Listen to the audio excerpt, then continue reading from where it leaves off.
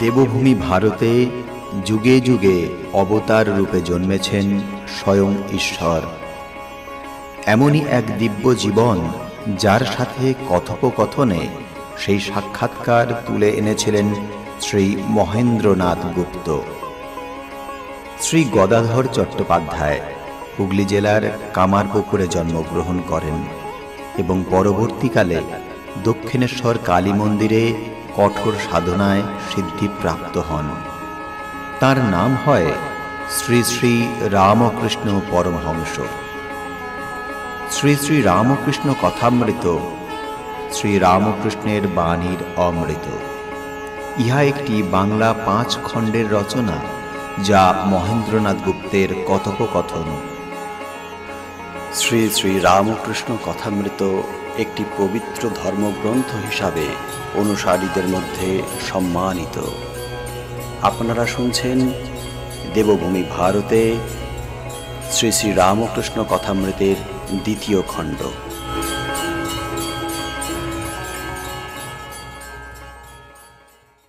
দ্বিতীয় পরিচ্ছেদ। ঠাকুর শ্রী রামকৃষ্ণ নহবতের পার্শ্বে রাস্তায় দাঁড়াইয়া আছেন। দেখিতেছেন নহবতের বারান্দার এক পার্শ্বে বসিয়া বেড়ার আড়ালে মণি গভীর চিন্তা নিমগ্ন। তিনি কি ঈশ্বর চিন্তা করিতেছেন? ঠাকুর ঝাউতলায় গিয়াছিলেন, মুখ ধুইয়া ওইখানে আসিয়া দাঁড়াইলেন। শ্রী রামকৃষ্ণ বলিলেন,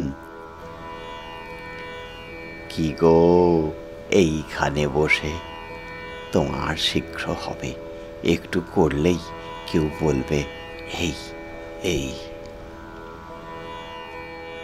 চকিত হইয়া তিনি ঠাকুরের দিকে তাকাইয়া আছেন, এখনো আসন ত্যাগ করেন নাই।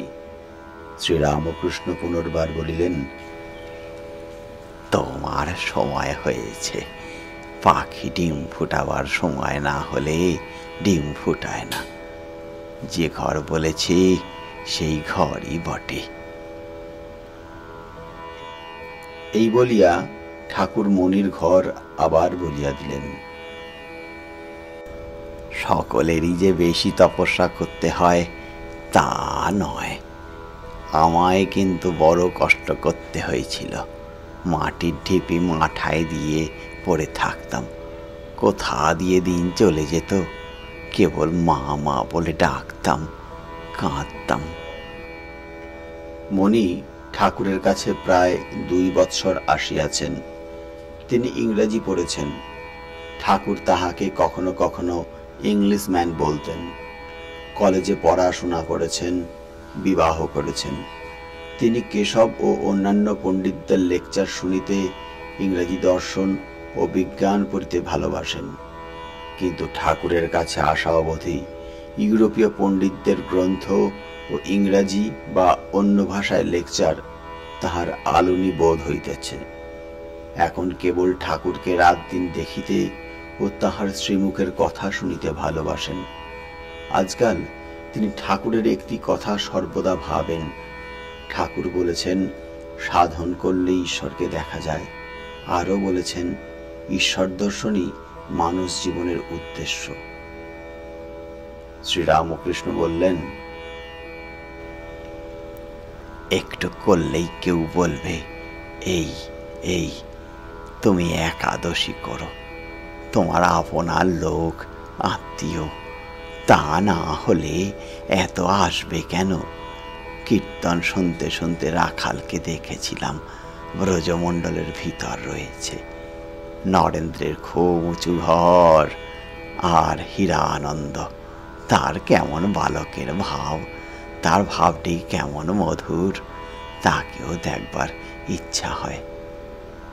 গৌরাঙ্গের সাঙ্গপাঙ্গ দেখেছিলাম, ভাবে নয়, এই চোখে। আগে এমন অবস্থা ছিল যে সাদা চোখে সব দর্শন হতো, এখন তো ভাবে হয়। সাদা চোখে গৌরাঙ্গের সাঙ্গপাঙ্গ সব দেখেছিলাম। তার মধ্যে তোমায়ও যেন দেখেছিলাম, বলরামকেও যেন দেখেছিলাম। কারুকে দেখলে তড়াক্কর উঠে দাঁড়াই কেন জানো? আত্মীয়দের অনেক কাল পরে দেখলে ওই রূপ হয়। মাকে কেঁদে কেঁদে বলতাম, মা, ভক্তদের জন্য আমার প্রাণ যায়, তাদের শীঘ্র আমায় এনে দে। যা যা মনে করতাম তাই হতো। পঞ্চবটিতে তুলসী কানন করেছিলাম জপ ধ্যান করব বলে। বাখারির বেড়া দেবার জন্য বড় ইচ্ছা হলো। তারপরেই দেখি জোয়ারে কতগুলি বাখারির রাটি, খানিকটা দড়ি ঠিক পঞ্চবটির সামনে এসে পড়েছে। ঠাকুর বাড়ির একজন ভারী ছিল, সে নাচতে নাচতে এসে খবর দিলে। যখন এই অবস্থা হলো, পূজা আর করতে পারলাম না। বললাম, মা, আমায় কে দেখবে? মা, আমার এমন শক্তি নাই যে নিজের ভার নিজেই লই। আর তোমার কথা শুনতে ইচ্ছা করে, ভক্তদের খাওয়াতে ইচ্ছা করে, কারুকে সামনে পড়লে কিছু দিতে ইচ্ছা করে। এসব মা কেমন করে হয়? মা, তুমি একজন বড় মানুষ, পেছনে দাও। তাই তো সেজবাবু এত সেবা করলে। আবার বলেছিলাম, মা, আমার তো আর সন্তান হবে না, কিন্তু ইচ্ছা করে একটি শুদ্ধা ভক্ত ছেলে আমার সঙ্গে সর্বদা থাকে। সেইরূপ একটি ছেলে আমায় দাও। তাই তো রাখাল হলো। যারা যারা আত্মীয়, তারা কেউ অংশ, কেউ কলা। ঠাকুর আবার পঞ্চবটির দিকে যাইতেছেন। মাস্টার সঙ্গে আছেন, আর কেহ নাই। ঠাকুর সহাস্যে তাহার সহিত নানা কথা কহিতেছেন। শ্রীরামকৃষ্ণ মাস্টারকে বলিলেন, দেখো, একদিন দেখি কালীঘর থেকে পঞ্চবটি পর্যন্ত এক অদ্ভুত মূর্তি। এ তোমার বিশ্বাস হয়? মাস্টার অবাক হইয়া রহিলেন। তিনি পঞ্চবটির শাখা হইতে দু একটি পাতা পকেটে রাখিতেছেন। শ্রীরামকৃষ্ণ পুনর্বার বলিতেছেন, এই ডাল পড়ে গেছে, দেখেছ? এর নিচে বসতাম। মাস্টার বলিলেন, আমি এর একটি কচি ডাল ভেঙে নিয়ে গেছি, বাড়িতে রেখে দিয়েছি। শ্রীরামকৃষ্ণ সহাস্যে বলিলেন, এ কেন গো? মাস্টার বলিলেন, দেখলে আহ্লাদ হয়, সব চুকে গেলে এই স্থান মহাতীর্থ হবে। শ্রীরামকৃষ্ণ বলিলেন, কি রকম তীর্থ? কি পেনেটির মতো? পেনেটিতে মহা সমারোহ করিয়া রাঘব পণ্ডিতের মহোৎসব হয়। ঠাকুর শ্রীরামকৃষ্ণ প্রায় প্রতি বৎসর এই মহোৎসব দেখিতে গিয়া থাকেন ও সংকীর্তন মধ্যে প্রেমানন্দে নৃত্য করেন। যেন শ্রী গৌরাঙ্গ ভক্তের ডাক শুনিয়া স্থির থাকিতে না পারিয়া নিজে আসিয়া সংকীর্তন মধ্যে প্রেমমূর্তি দেখাইতেছেন। তৃতীয় পরিচ্ছেদ। সন্ধ্যা হইল। ঠাকুর শ্রীরামকৃষ্ণ ঘরের ছোট খাটটিতে বসিয়া মার চিন্তা করিতেছেন। ক্রমে ঠাকুর বাড়িতে ঠাকুরদের আরতি আরম্ভ হইল। শাঁখ ঘণ্টা বাজিতে লাগিল। মাস্টার আজ রাত্রে থাকিবেন। কিয়ৎক্ষণ পরে ঠাকুর মাস্টারকে ভক্তমাল পাঠ করিয়া শুনাইতে বলিলেন। মাস্টার পড়িতেছেন, জয়মল নামে এক রাজা শুদ্ধমতি, অনির্বচনীয় তার শ্রীকৃষ্ণ পীড়িতি। ভক্তি অঙ্গ যাজনে সে সুদৃঢ় নিয়ম, পাষাণেরও রেখা যেন নাহি বেশি কম। শ্যামল সুন্দর নাম সেই বিগ্রহ সেবা, তাহাতে প্রপন্ন নাহি জানে দেবী দেবা। দশদণ্ড বেলাবধি তাহার সেবায়, নিযুক্ত থাকয়ে সদা দৃঢ় নিয়ম হয়। রাজ্য ধন যায় কিবা বজ্রাঘাত হয়, তথাপিহ সেবা সমে ফিরি না তাকায়। প্রতিযোগীরা যাইয়া সন্ধান জানিয়া, সেই অবকাশকালে আইল হানা দিয়া, রাজার হুকুম বিনে সৈন্য আদিগণ, যুদ্ধ না করিতে পারে করে নিরীক্ষণ। ক্রমে ক্রমে আসিগড় ঘেরে রিপুগণ, তথাপিহ তাহাতে কিঞ্চিত নাহি মন। মাতা আর আসি করে কত উচ্চ ধ্বনি, উদ্বিগ্ন হইয়া যে মাথায় করহানি। সর্বস্ব লইল আর সর্বনাশ হইল, তথাপি তোমার কিছু ভুরুক্ষেপ নইল। জয়মল কহে মাতা কেন দুঃখ ভাব, যেই দিল সেই লবে তাহে কি করিব। সেই যদি রাখে তবে কে লইতে পারে, অতএব আমা সবার উদ্যমে কি করে। শ্যামল সুন্দর হেথা ঘোড়ায় চড়িয়া, যুদ্ধ করিবারে গেলা অস্তর ধরিয়া। একাই ভক্তের রিপু সৈন্যগণ মারি, আসিয়া বন্ধিল ঘোড়া আপন তেওয়ারি। সেবা সমাপনে রাজা নিকষিয়া দেখে, ঘোড়ার সর্বাঙ্গে ঘর্ম শ্বাস বহে নাকে। জিজ্ঞাসয়ে মোরস্যে সওয়ার কে হইল, ঠাকুরের মন্দিরে বা কে আনি বান্ধিল। সবে কহে কে চড়িল কে আনি বান্ধিল, আমরা যে নাহি জানি কখনো আনিল।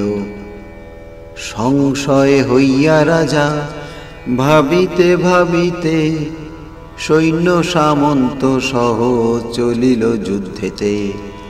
যুদ্ধস্থানে গিয়া দেখে শত্রুরেরও সৈন্য, রণশয্যায় শুইয়া আছে মাত্র এক ভিন্ন। প্রধান যে রাজা এবে সেই মাত্র আছে, বিস্ময় হইয়া ইহ কারণ কি পুছে। হেন কালে হই প্রতিযোগী যে রাজা, গলবস্ত্র হইয়া করিল বহু পূজা। আসিয়া জয়মল্ল মহারাজার অগ্রেতে, নিবেদনে করে কিছু করি জোর হাতে।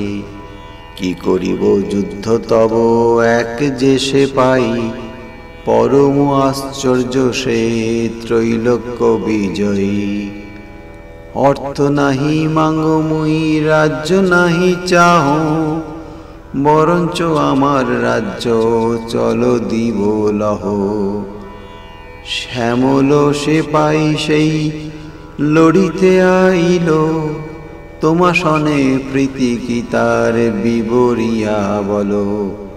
সৈন্য যে মারিল মোর তারে মুই পারি, দর্শন মাত্রে মোর চিত্ত নিল হরি। জয়মল্ল বুঝিল এই শ্যামলজির কর্ম, প্রতিযোগী রাজ্য যে বুঝিল ইহা মর্ম। জয়মলের চরণ ধরিয়া স্তব করে, যাহার প্রসাদে কৃষ্ণ কৃপা হইল তারে। তাহা সবার শ্রীচরণে শরণ আমার, শ্যামল সিপাই যেন করে অঙ্গীকার। শ্যামল সিপাই যেন করে অঙ্গীকার, শ্যামল সিপাই যেন করে অঙ্গীকার।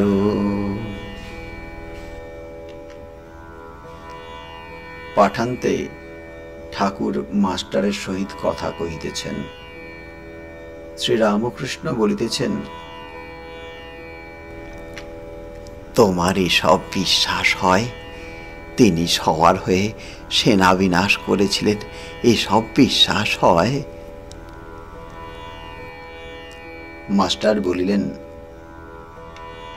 ভক্ত ব্যাকুল হয়ে ডেকেছিল, এ অবস্থা বিশ্বাস হয়। ঠাকুরকে শওয়ার ঠিক দেখেছিল কিনা এসব বুঝতে পারি না। তিনি শওয়ার হয়ে আসতে পারেন, তবে ওরা তাকে ঠিক দেখেছিল কিনা। শ্রীরামকৃষ্ণ সহাস্যে বলিলেন, বইখানিতে বেশ ভক্তদের কথা আছে, তবে একঘেয়ে। যাদের অন্য মত তাদের নিন্দা আছে। পরদিন সকালে উদ্যান পথে দাঁড়াইয়া ঠাকুর কথা কহিতেছেন। মণি বলিতেছেন, আগে আমি তাহলে এখানে এসে থাকব। শ্রীরামকৃষ্ণ বলিলেন, আচ্ছা, এত যে তোমরা আসো এর মানে কি? সাধুকে লোকে একবার হদ্দ দেখে যায়, এত আসো এর মানে কি? মণি অবাক। ঠাকুর নিজেই প্রশ্নের উত্তর দিতেছেন। শ্রীরামকৃষ্ণ মণির প্রতি বলিলেন, অন্তরঙ্গ না হলে কি আসো? অন্তরঙ্গ মানে আত্মীয়, আপনার লোক, যেমন বাপ, ছেলে, ভাই, ভগ্নী। সব কথা বলি না, তাহলে আর আসবে কেন? সুখদেব ব্রহ্মজ্ঞানের জন্য জনকের কাছে গিয়েছিল। জনক বললে, আগে দক্ষিণা দাও। সুখদেব বললে, আগে উপদেশ না পেলে কেমন করে দক্ষিণা হয়? জনক হাসতে হাসতে বললে, তোমার ব্রহ্মজ্ঞান হলে আর কি গুরু শিষ্যবোধ থাকবে? তাই আগে দক্ষিণের কথা বললাম।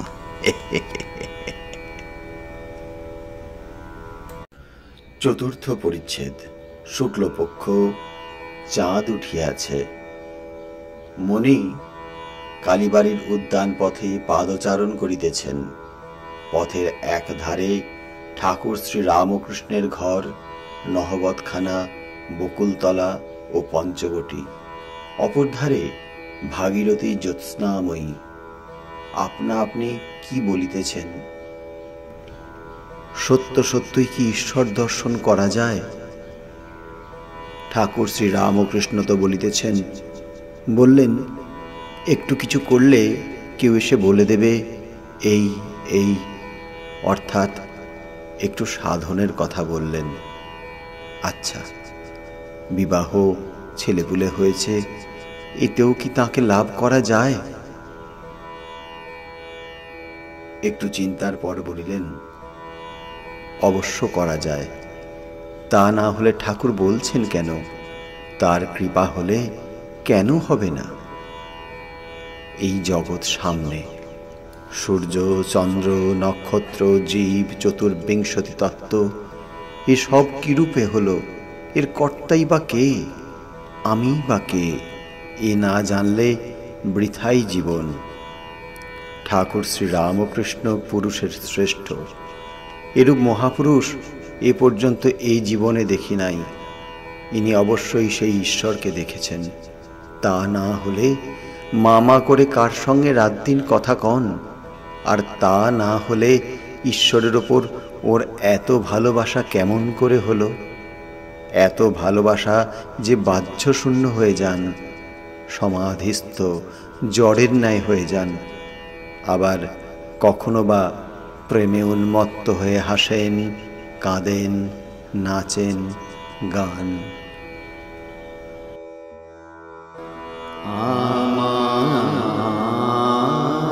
আমার কি ফলের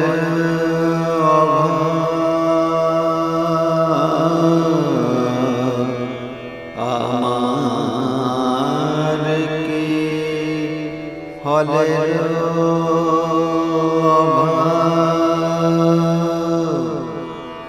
পেয়েছি যে ফল জনম সফল, আমার কি ফলের। আপনারা শুনছেন শ্রীমকথিত শ্রী শ্রী রামকৃষ্ণ কথামৃত। প্রতিদিন আমাদের এই চ্যানেলে সম্প্রচারিত হচ্ছে শ্রী শ্রী রামকৃষ্ণ কথামৃতের এক একটি অধ্যায় পরিচ্ছেদ।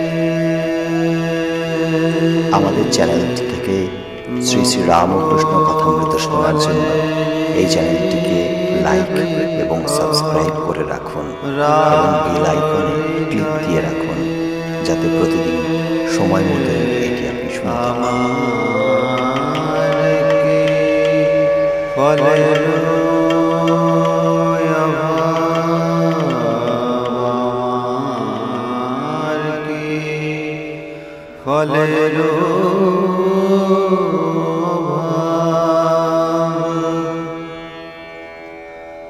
শ্রীরাম কল্পতরু মূলে বসে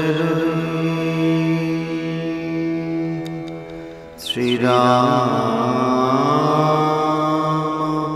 কল্পতরু মূলে বসে যখন যে ফলবাঞ্ছা সেই ফল প্রাপ্ত হই, ফলের কথা কই, ফলের কথা কই, ফলের কথা কই, ফলের কথা কই, ও ফল গ্রাহক নই, যাব তোদের প্রতিফল যে দিয়ে, ফলের কথা কই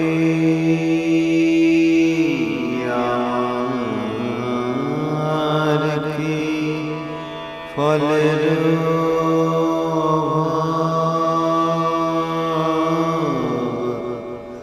পেয়েছি যে ফল জনম সফল,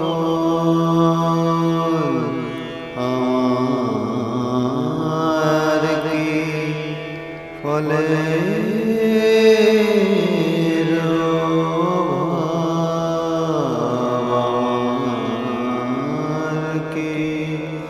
ফলের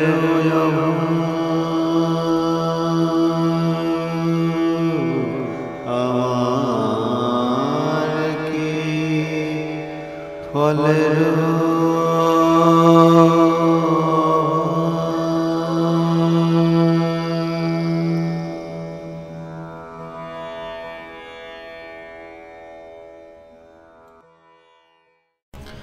দ্বাদশ অধ্যায় প্রথম পরিচ্ছেদ।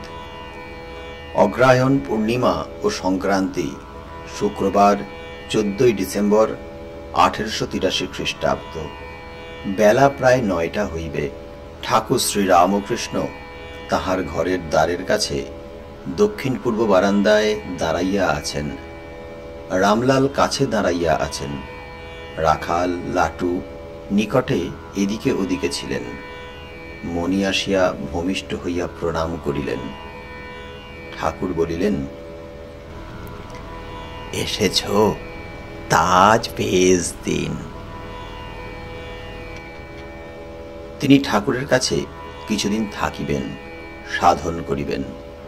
ঠাকুর বলিয়াছেন, কিছু করিলেই কেউ বলে দেবে এই এই। ঠাকুর বলিয়া দিয়াছেন, এখানে অতিথিশালার অন্ন তোমার রোজ খাওয়া উচিত নয়।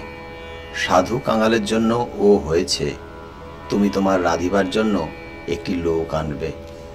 তাই সঙ্গে একটি লোক এসেছে। তাহার কোথায় রান্না হইবে? তিনি দুধ খাইবেন। ঠাকুর রামলালকে গোয়ালার কাছে বন্দোবস্ত করিয়া দিতে বলিলেন। শ্রীযুক্ত রামলাল অধ্যাত্ম রামায়ণ পড়িতেছেন ও ঠাকুর শুনিতেছেন, মণিও বসিয়া শুনিতেছেন। রামচন্দ্র সীতাকে বিবাহ করিয়া অযোধ্যায় আসিতেছেন। পথে পরশুরামের সহিত দেখা হইল। রাম হরধনু ভঙ্গ করিয়াছে শুনিয়া পরশুরাম রাস্তায় বড় গোলমাল করিতে লাগিলেন। দশরথ ভয়ে আকুল। পরশুরাম আর একটা ধনু রামকে ছুঁড়িয়া মারিলেন, আর ওই ধনুতে জ্যা রোপণ করিতে বলিলেন। রাম ঈষৎ হাস্য করিয়া বাম হস্তে ধনু ধারণ করিলেন ও জ্যা রোপণ করিয়া টঙ্কার করিলেন। ধনুকে বাণ যোজনা করিয়া পরশুরামকে বলিলেন, এখন এ বাণ কোথায় ত্যাগ করব বলো। পরশুরামের দর্প চূর্ণ হইল। তিনি শ্রীরামকে পরব্রহ্ম বলে স্তব করিতে লাগিলেন। পরশুরামের স্তব শুনিতে শুনিতে ঠাকুর ভাবাবিষ্ট। মাঝে মাঝে রাম রাম এই নাম মধুর কণ্ঠে উচ্চারণ করিতেছেন। শ্রীরামকৃষ্ণ রামলালকে বলিলেন, একটু গুহক চণ্ডালের কথা বলো দেখি। রামচন্দ্র যখন পিতৃসত্যের কারণ বনে গিয়েছিলেন, গুহকরাজ চমকিত হইয়াছিলেন।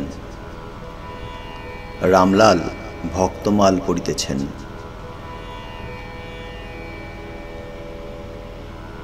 নয়নে গলয়ে ধারা মনে উতরল, চমকি চাহিয়া রহে নাহি আইসে বল। নিমিখ নাহি পড়ে চাহিয়া রহিল, কাষ্ঠের পুতুল প্রায় অস্পন্দ হইল। তারপর ধীরে ধীরে রামের কাছে গিয়া বলিলেন, আমার ঘরে এসো।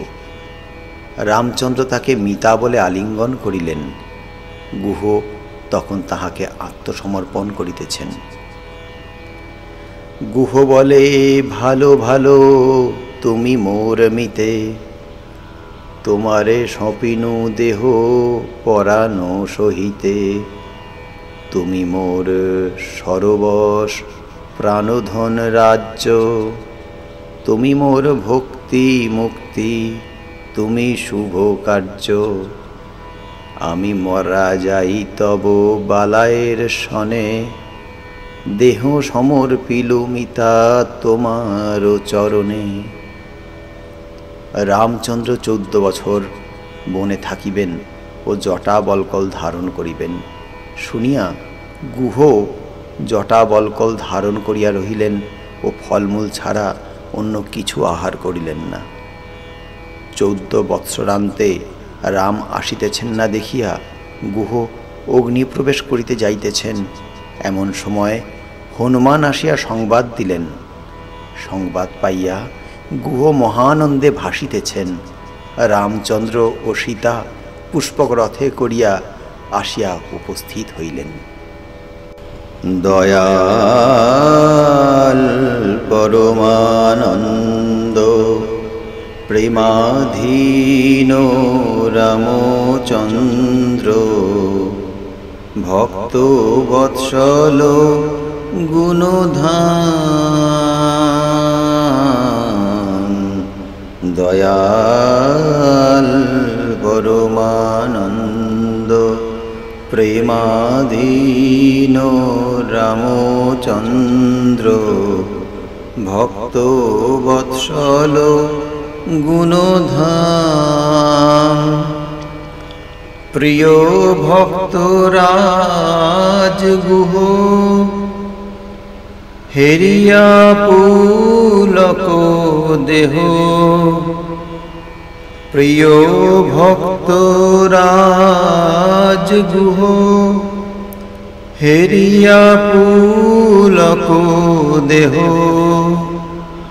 হৃদয় লইল প্রিয়তম, দয়াল পরমানন্দ প্রেমাধীন রামচন্দ্র, ভক্ত ভক্ত বৎসল গুণধাম।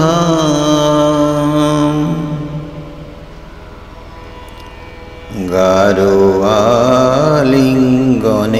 দোহে প্রভু বৃত্তে লাগি রহে। গারোয়ালিঙ্গনে দোহে প্রভু বৃত্তে লাগি রহে। অশ্রু জলে দোহাঙ্গ ভিজে, অশ্রু জলে দোহাঙ্গ ভিজে। ধন্য গুহ মহাশয় চারিদিকে জয় জয়। ধন্য গুহ মহাশয় চারিদিকে জয় জয়। কোলাহল হলো ক্ষিতি মাঝে, দয়াল পরমানন্দ প্রেমাধীন রামচন্দ্র ভক্ত বৎসল গুণধাম।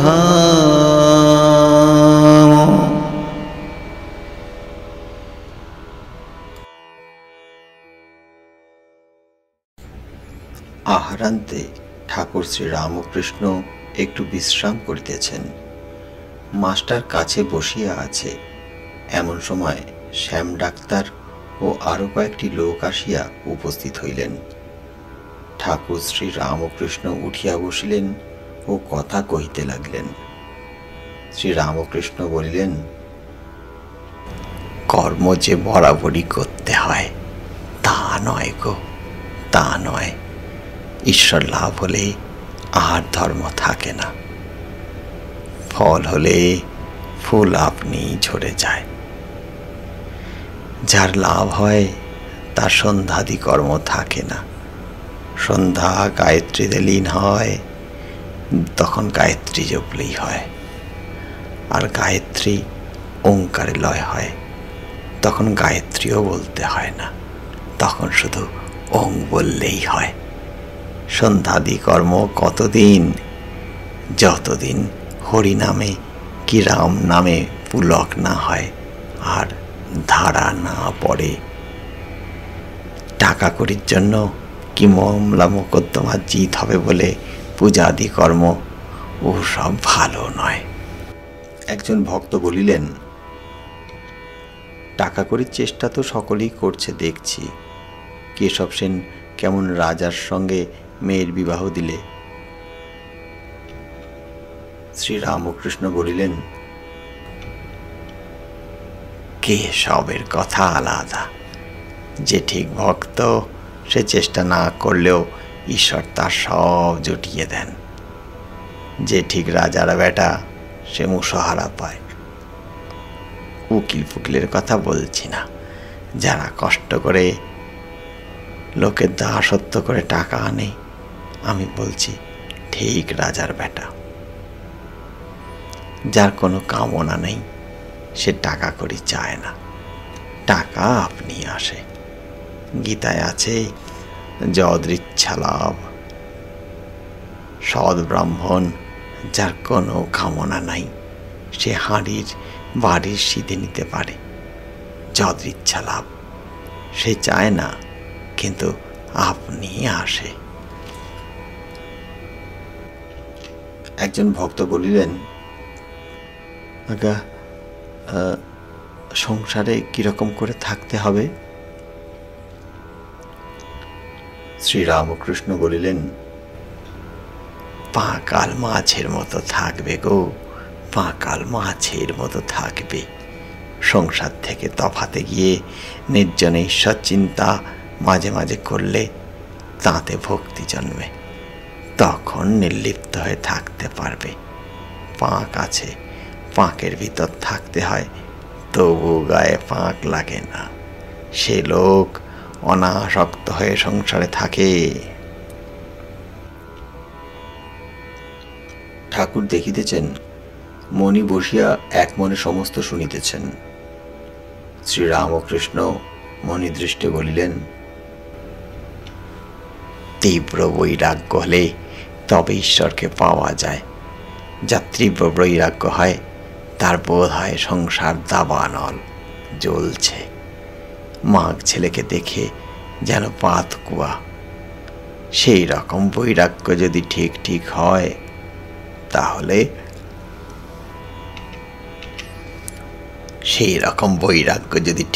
হয় তাহলে বাড়ি ত্যাগ হয়ে পড়ে।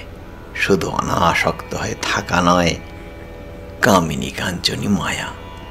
মায়াকে যদি চিনতে পারো, আপনি লজ্জায় পালাবে। একজন বাঘের ছাল পরে ভয় দেখাচ্ছে। যাকে ভয় দেখাচ্ছে সে বললে, আমি তোকে চিনেছি, তুই আমাদের হরে। তখন সে হেসে চলে গেল, আর একজনকে ভয় দেখাতে গেল। যত স্ত্রীলোক সকলে শক্তিরূপা, সেই আত্মা শক্তি স্ত্রী রূপ ধরে রয়েছেন। অধ্যাত্মে আছে, রামকে নারদাদি স্তব করছেন, হে রাম, যত পুরুষ সব তুমি, আর প্রকৃতির যত রূপ সীতা ধারণ করেছেন। তুমি ইন্দ্র, সীতা ইন্দ্রাণী। তুমি শিব, সীতা শিবানী। তুমি নর, সীতা নারী। বেশি আর কি বলবো? যেখানে পুরুষ সেখানে তুমি, যেখানে স্ত্রী সেখানে সীতা। মনে করলেই ত্যাগ করা যায় না গো, মনে করলেই ত্যাগ করা যায় না। প্রারব্ধ, সংস্কার এসব আবার আছে। একজন রাজাকে বললে, একজন যোগী বললে, তুমি আমার কাছে বসে থেকে ভগবানের চিন্তা করো। রাজা বললে, ঠাকুর সে বড় হবে না, আমি থাকতে পারি, কিন্তু আমার এখনো ভোগ আছে। এ বনে যদি থাকি, হয়তো বনেতে একটা রাজ্য হয়ে যাবে, আমার এখনো ভোগ আছে। নটবর পাঁজা যখন ছেলে মানুষ এই বাগানে গরু চড়াতো, তার কিন্তু অনেক ভোগ ছিল। তাই এখন রেডির কল করে অনেক টাকা করেছে। আলমবাজারে রেডির কলের ব্যবসা খুব ফেঁদেছে। একমতে আছে মেয়ে মানুষ নিয়ে সাধন করা। কর্তা ভাজা মাগিদের ভিতর আমায় একবার নিয়ে গিয়েছিল। সব আমার কাছে এসে বসল। আমি তাদের মা মা বলাতে পরস্পর বলাবলি করতে লাগলো। ইনি প্রবর্তক এখনো ঘাট চিনেন নাই। ওদের মতে কাঁচা অবস্থাকে প্রবর্তক, তারপরে সাধক, তারপর সিদ্ধের সিদ্ধ। একজন মেয়ে বৈষ্ণবচরণের কাছে গিয়ে বসল। বৈষ্ণবচরণকে জিজ্ঞাসা করতে বলল, এর বালিকা ভাব। স্ত্রী ভাবে শীঘ্র পতন হয়, মাতৃভাব শুদ্ধ ভাব।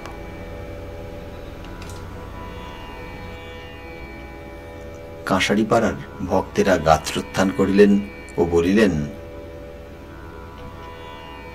তবে আমরা আসি, মা কালীকে আর ঠাকুরকে দর্শন করব। দ্বিতীয় পরিচ্ছেদ।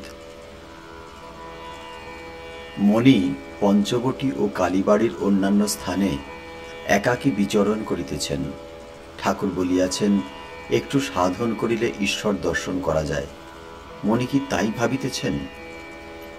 আর তীব্র বৈরাগ্যের কথা, আর মায়াকে চিনলে আপনি পালিয়ে যায়।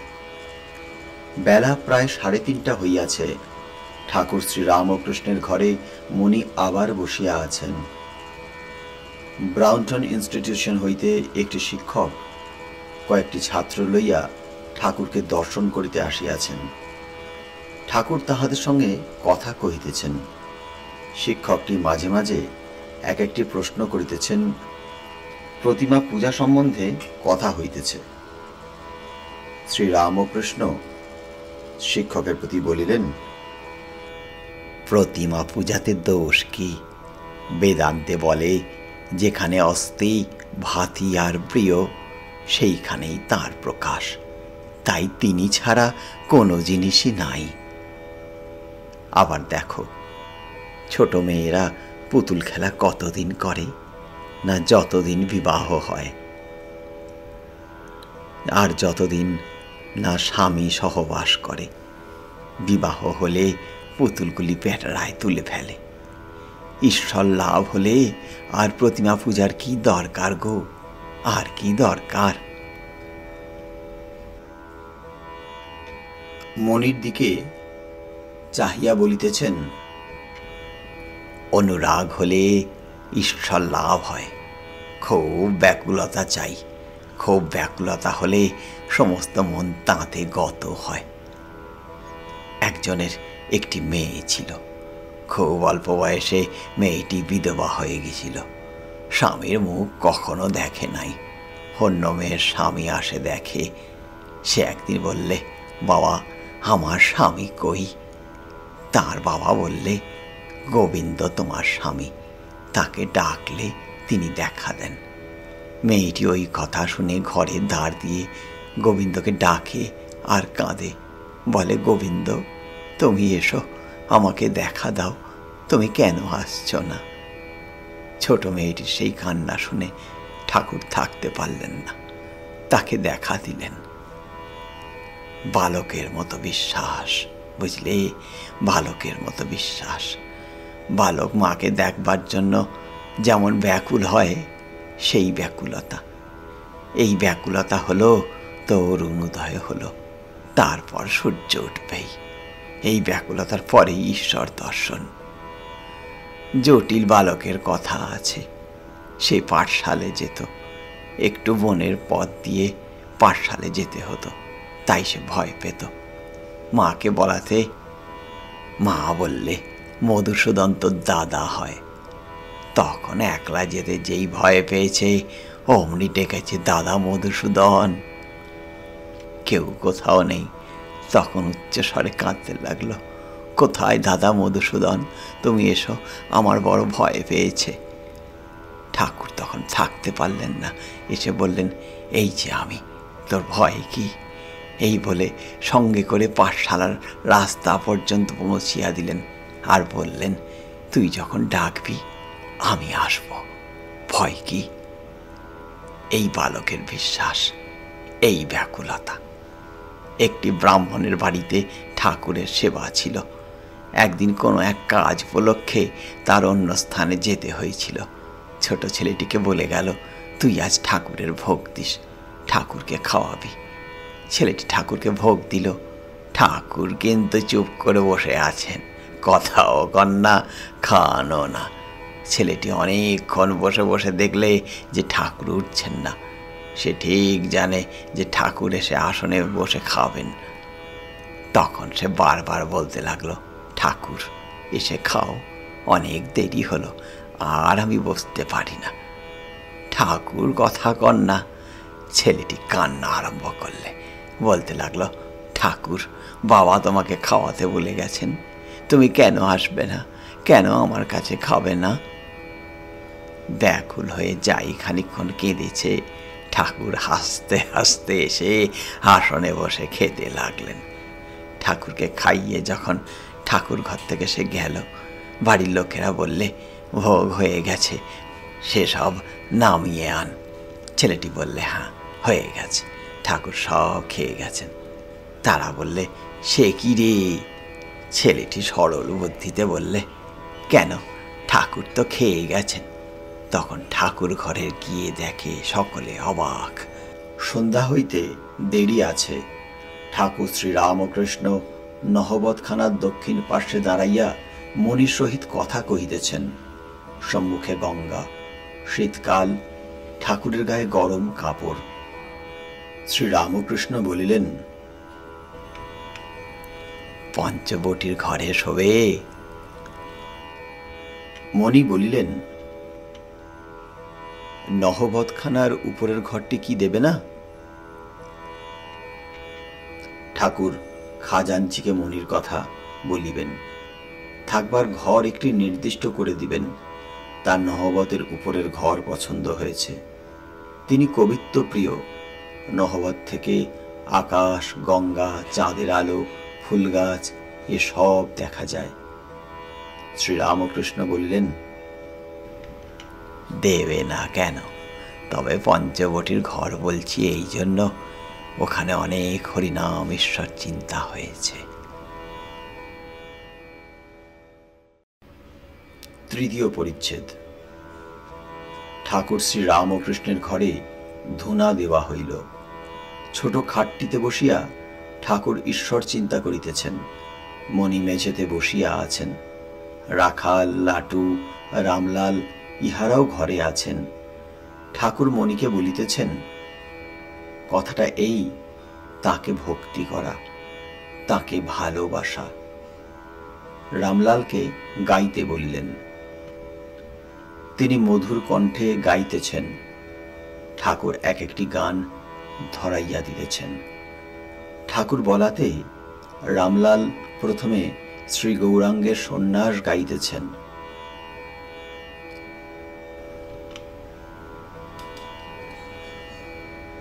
কি দেখিলাম রে কেশব ভারতীর কুটিরে, অপরূপ জ্যোতি শ্রী গৌরাঙ্গ মূরতি, দুনয়নে প্রেম বহে শতধারে।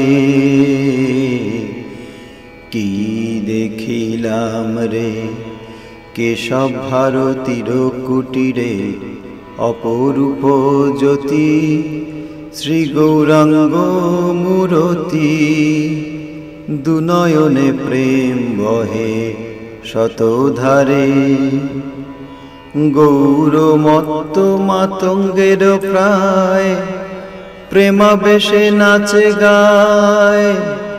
গৌরমত্ত মাতঙ্গের প্রায়, প্রেমাবেশে নাচে গায়। কি দেখিলাম রে কেশব ভারতীর কুটিরে, অপরূপ জ্যোতি শ্রী গৌরাঙ্গ মূরতি, দুনয়নে প্রেম বহে শতধারে। কি দেখিলাম রে কেশব ভারতীর কুটিরে, গৌরমত্ত মাতঙ্গের প্রায়, প্রেমাবেশে নাচে গায়। গৌরমত্ত মাতঙ্গের প্রায়, প্রেমাবেশে নাচে গায়। কভু ধুলাতে লুটায়, নয়ন জলে ভাসে রে। কি দেখিলাম রে কেশব ভারতীর কুটিরে, অপরূপ জ্যোতি শ্রী গৌরাঙ্গ মূরতি, অপরূপ জ্যোতি শ্রী গৌরাঙ্গ মূরতি, দুনয়নে প্রেম বহে শতধারে। কাঁদে আর বলে হরি, স্বর্গমত্ত ভেদ করি। কাঁদে আর বলে হরি, স্বর্গমত্ত ভেদ করি। সিংহ রবে রে কি দেখিলাম রে কেশব ভারতীর কুটিরে। আবার দন্তে তৃণলয়ে কৃতাঞ্জলি হয়ে, আবার দন্তে তৃণলয়ে কৃতাঞ্জলি হয়ে, দাস মুক্তি যাচেন বারে বারে। দাস্য মুক্তি যাচেন বারে বারে, মুড়ায়ে চাঁচড় কেশ ধরেছেন যোগীর বেশ, মুড়ায়ে চাঁচড় কেশ ধরেছেন যোগীর বেশ, দেখে ভক্তি প্রেমাবেশ প্রাণ কেঁদে উঠে রে,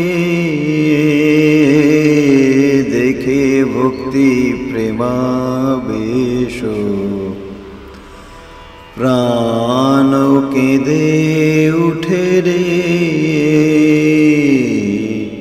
কি দেখিলাম রে কেশব ভারতীর কুটিরে,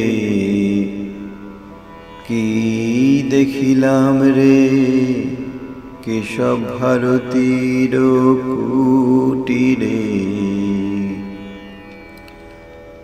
জীবের দুঃখে কাতর হয়ে এলেন সর্বস্ব ত্যাজিয়ে,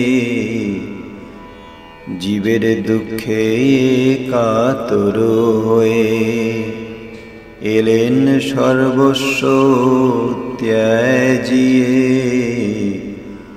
প্রেম বিলাতে রে, প্রেম বিলাতে রে। প্রেম দাসের বাঞ্ছা মনে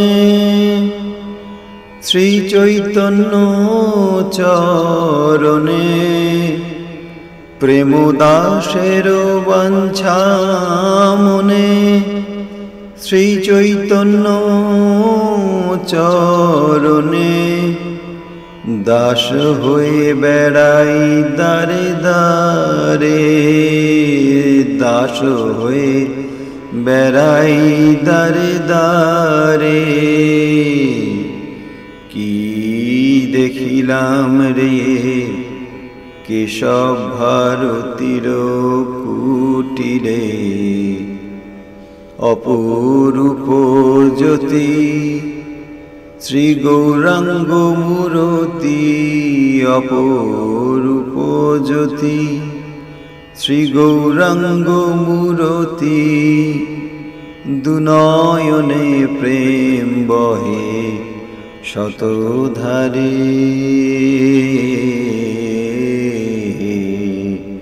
কি দেখিলাম রে কেশব ভারতীর কুটিরে, কি দেখিলাম রে কেশব ভারতীর কুটিরে।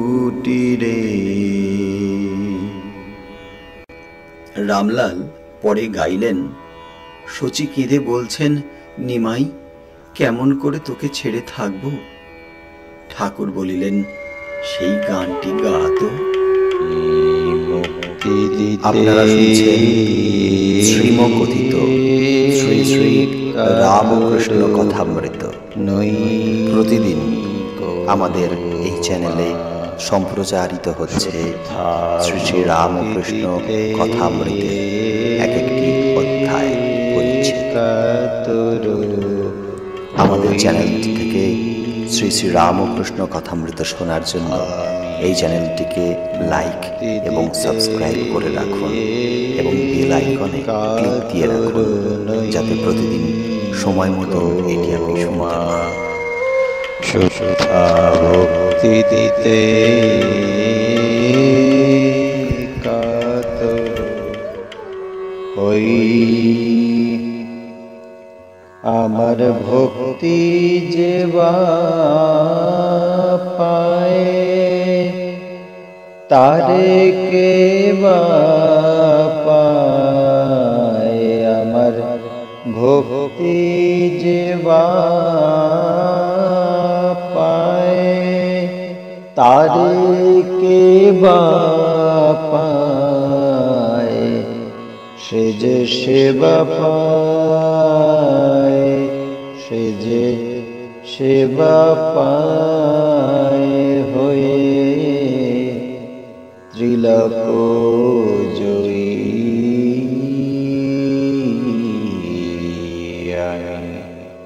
মুক্তি দিতে কাতর নই। শুনো চন্দ্রাবলী, শুনো চন্দ্রাবলী, ভক্তির কথা কই। মুক্তি মিলে প্রভু, ভক্তি মিলে কই। শোনো চন্দ্রাবলী, ভক্তির কথা কই। মুক্তি মিলে প্রভু, ভক্তি মিলে কই। ভক্তির কারণে পাতাল ভবনে, ভক্তির কারণে পাতাল ভবনে, বলির দ্বারে আমি দ্বারী হয়ে রই। আমি মুক্তি দিতে কাতর নই গো। শ্রদ্ধা ভক্তি দিতে কাতর হই।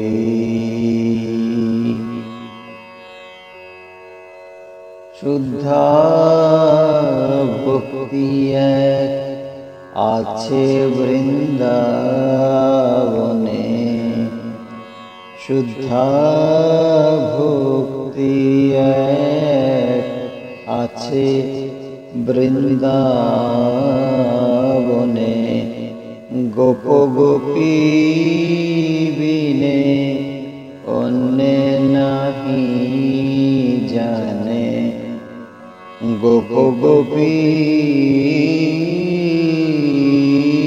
বিনে অন্যে নাহি জানে। ভক্তির কারণে নন্দের ভবনে, ভক্তির কারণে নন্দের ভবনে। পিতা জ্ঞানে নন্দের বাধা। আপনারা শুনছেন শ্রীমকথিত শ্রী শ্রী রামকৃষ্ণ কথামৃত। প্রতিদিন আমাদের এই চ্যানেলে সম্প্রচারিত হচ্ছে শ্রী শ্রী রামকৃষ্ণ কথামৃতের এক একটি অধ্যায় পরিচ্ছেদ। আমাদের চ্যানেলটি থেকে শ্রী শ্রী রামকৃষ্ণ কথামৃত শোনার জন্য এই চ্যানেলটিকে লাইক এবং সাবস্ক্রাইব করে রাখুন এবং বেল আইকনে ক্লিক দিয়ে রাখুন, যাতে প্রতিদিন সময় মতন এটি আপনি শুনতে পান।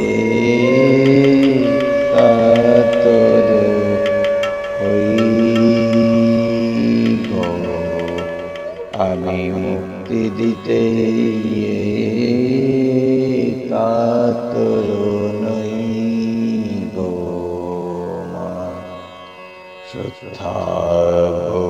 দিতে কাতর হই। আমার ভক্তি যে বা পায় তারে কে বা পায়। আমার ভক্তি যে বা পায় তারে কে বা পায়।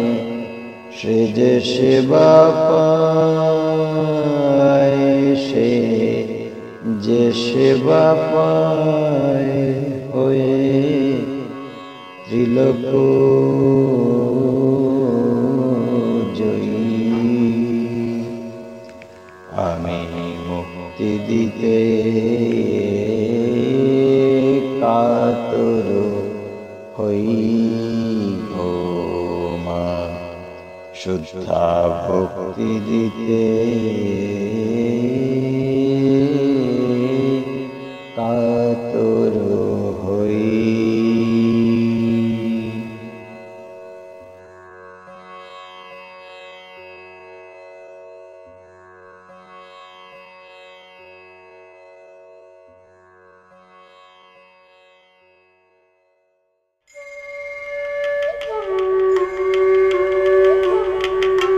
আপনারা শুনছেন শ্রী শ্রী রামকৃষ্ণ কথামৃত। আমাদের এই চ্যানেলে সম্প্রচারিত হচ্ছে শ্রী রামকৃষ্ণ কথামৃতের পরিচ্ছেদ, এক একটি অধ্যায় পরিচ্ছেদ। আমাদের চ্যানেলটি থেকে শ্রী শ্রী রামকৃষ্ণ কথামৃত শোনার জন্য শ্রী রামকৃষ্ণ কথামৃত শোনার লাইক এবং এই চ্যানেলটিকে লাইক এবং বেল আইকন করে রাখুন, দিয়ে রাখুন এবং বেল আইকন যাতে প্রতিদিন দিয়ে সময় মতন যাতে প্রতিদিন পান, সময় মতন এটি আপনি শুনতে পান।